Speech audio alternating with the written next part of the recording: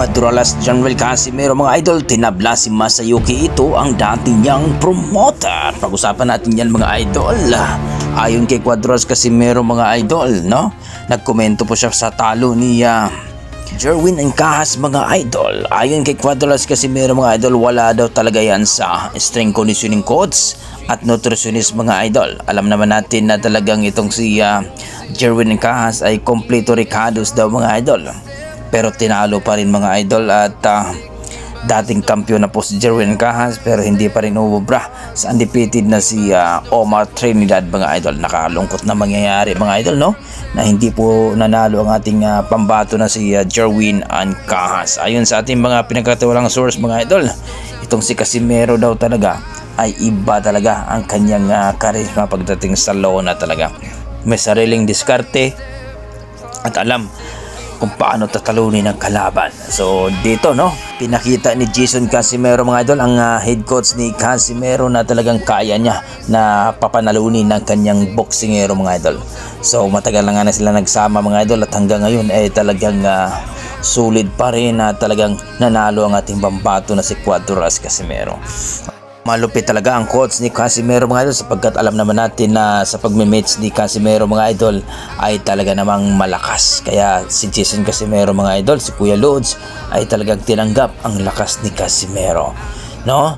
So kitang-kita natin dito yung mga training nila, yung sakripisyo ni Coach Jason. Kaya ayon sa ating mga boxing fans ay Coach of the Year daw ito talaga dapat. Sa kabilang banda mga idol, tinabla po ni Cuadralas Casimero ang offer ni Masayuki Ito, na kung saan mga idol talagang nag-offer daw ito ng malaki, no? Tumatawag pa nga daw ito sa mga kasamahan ni Casimero, kinumusta dahil tapos na po ang kanyang 3 kontrata dito kay Koki Kamida mga idol.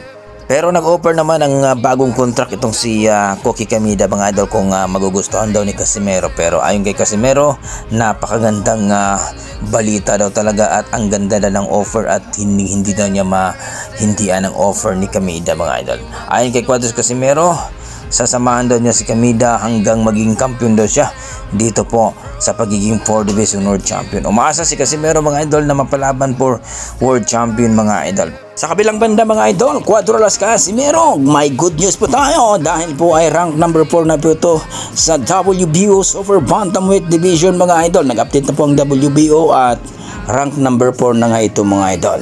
So napakalaking impact talaga ang bakbakan ni Luis Nery versus Casimero mga idol, na kumbaga ay talagang tinalo via TKO ang naturang malupit na assassin ng bad boy ng Mexico na si Luis Pantera Nery mga idol.